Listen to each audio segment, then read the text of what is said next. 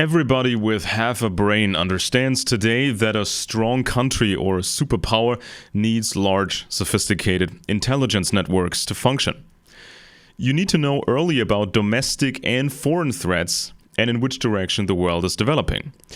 So, what about these old empires then, in medieval times or even ancient times? Rome was just one of the mega empires back then, and much later the British Empire controlled about a quarter of the world's land and population. Most historians are not specialized in intelligence matters at all, so their opinion is of little use. If you consult the book of a historian who is regarded an expert, you will read that before the 20th century, no significant intelligence services existed.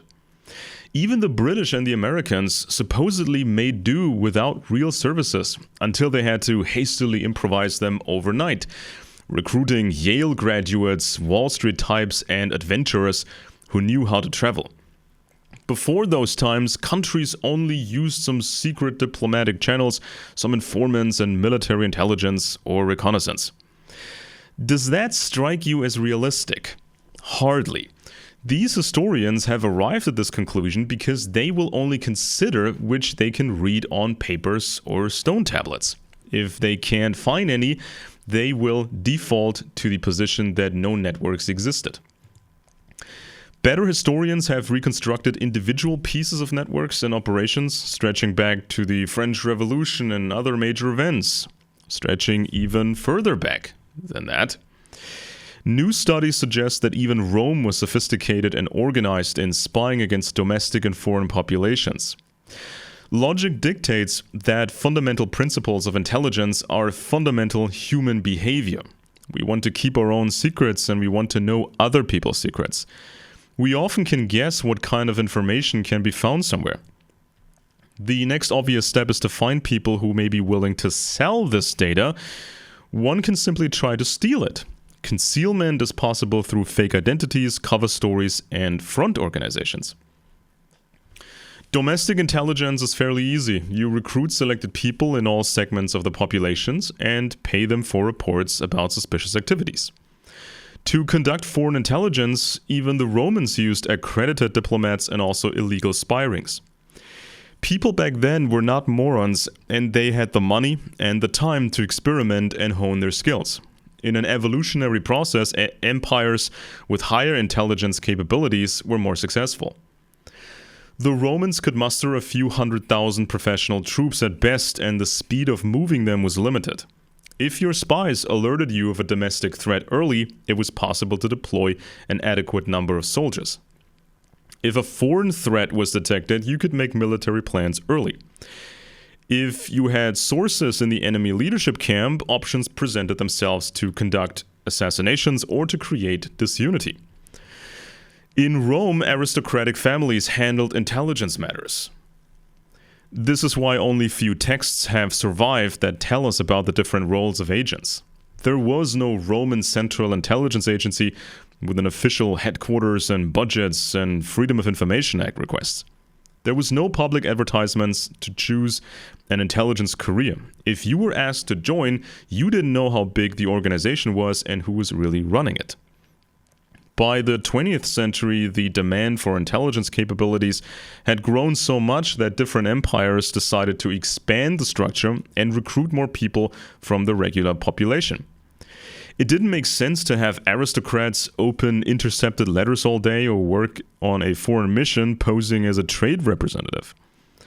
By understanding modern intelligence, we have the tools to reconstruct history. We have to go through all kinds of events again and try to figure out what the networks and operations were. Not a perfect method, but good enough. With this method, we notice something that stands out. A triple family cluster known as Welfs, Vettans, and Reginars, going back at least 1,200 years. They are unusually large, unusually loyal towards each other, and display the most success in intelligence.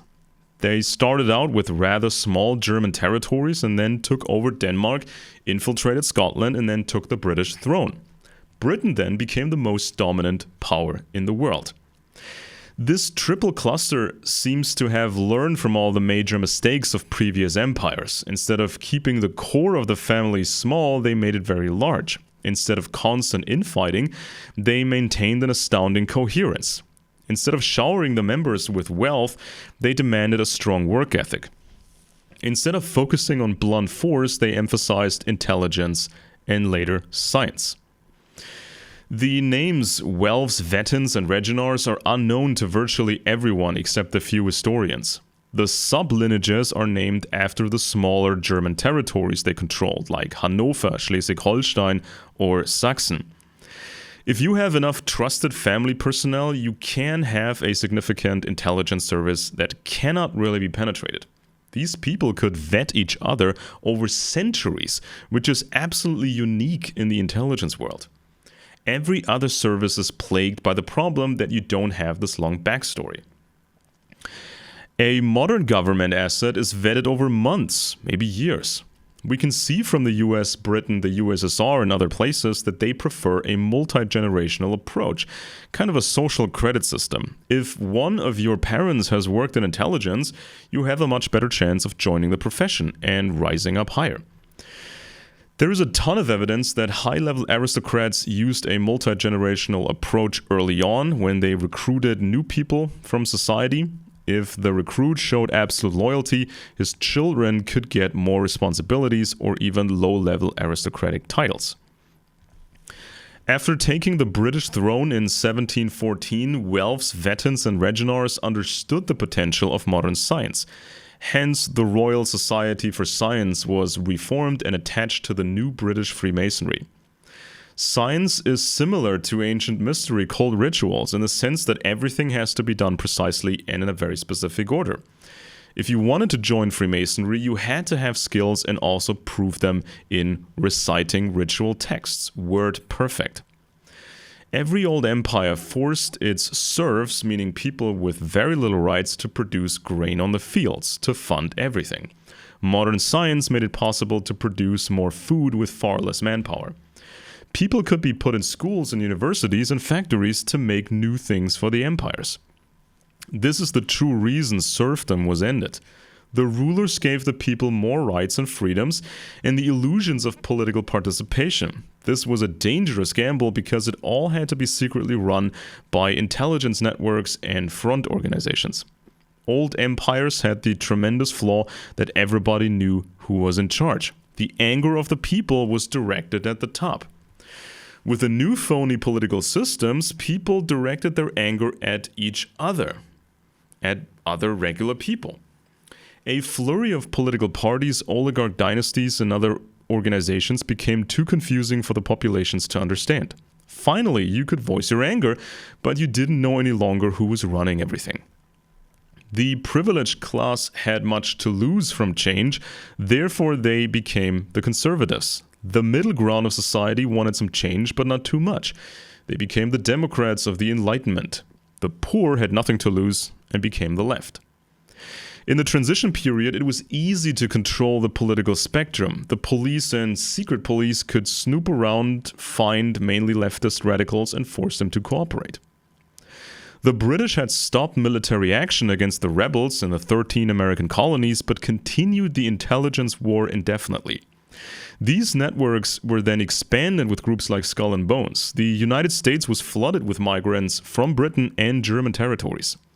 Many intelligence assets were among them. Welfs, Vettins, and Reginars had taken over the Russian throne, but there was also the dreaded old white Slavic aristocracy. Britain wanted to avoid problems with the whites, and especially an alliance between the French and the whites. Therefore, the communist revolution was supported. After World War I, Britain and America said they had no interest in sending many troops to Russia to fight the Bolsheviks. They watched Russia burn to the ground in the Civil War. This plan may have backfired. Communists acquired highly sensitive information about the British royal family and their many relatives. Lord Louis Mountbatten and people like him apparently made secret deals with the communists. Maybe the aristocratic control over the communists was much greater than previously known. So there is a very large historic actor group that nobody's even aware of. Historians don't know it, and neither do modern intelligence analysts. They are simply not trained for it.